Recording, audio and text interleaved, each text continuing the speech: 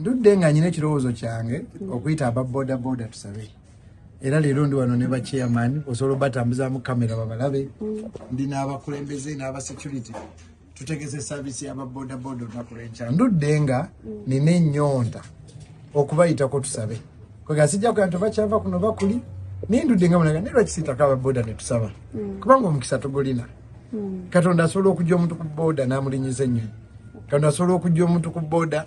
n'akuwa boda n'akuwa ettaka n'akuwa ennyumba n'abaana ne basoma n'ennyonyi n'oginya nze nasanka oba boda boda wange mu Amerika nga n'ekifaananyi akirina nanga nzijukira nga yeekuba ekifaananyi kye ng'akyali ku boda nga yakitimba mu nju ye so literally kubayita kubasabira mukisa sirina nnyonyonyonyo we nagambye nti oba kino ndudde kimaze emyaka nga 10 ku mutima era kwe kuyita bakyeyamaani bano ne mbasaba bampitire bannaabwe tusabe era nammwe munyongerezaako ku ddoboozi leero enkya lwakumeka 14 nga 14 enkya ku lwokusatu ogw'omunaana 2024 saawa 4 paka saa 6 waliwo baddeko abantu kabaka waali oba pulezidenti waali kakase fujjo likola ki kakati ate Katonda waba Katonda wabeerawo yajja kwogera nabo oli asobola okutuula nga teboogedde naye n'awulira Katonda nga mugana erekerawo okukola booti so gwe bayite Katonda jabbasinka nze ogwange ninga mulimi kusiga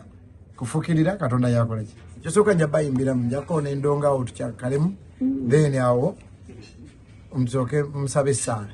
Katonda omwesigwa jabbalabirira jabbawo omukisa era mbasaba bajje n'ekintu eki bajje n'okukkiriza olunaku lw'enkya gwe vuga bodayo noonya engeri yonna ojje ku kyaki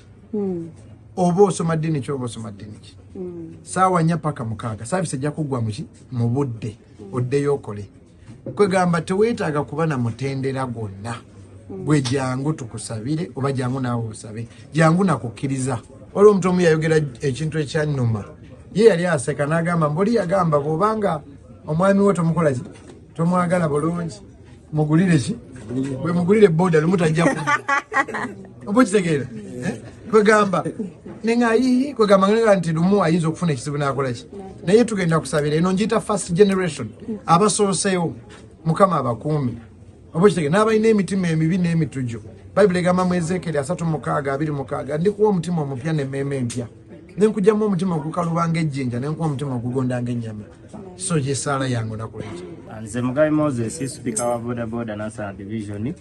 nkubiriza ba boda boda bannange bajje olunaku lw'enkya wano ba Pastor Bugembe batusabireko amazima gali nti bituyayanira okukyusa obulamu bwaffe bingi nenga ebimu ku bitutawaanya butategeera Katonda.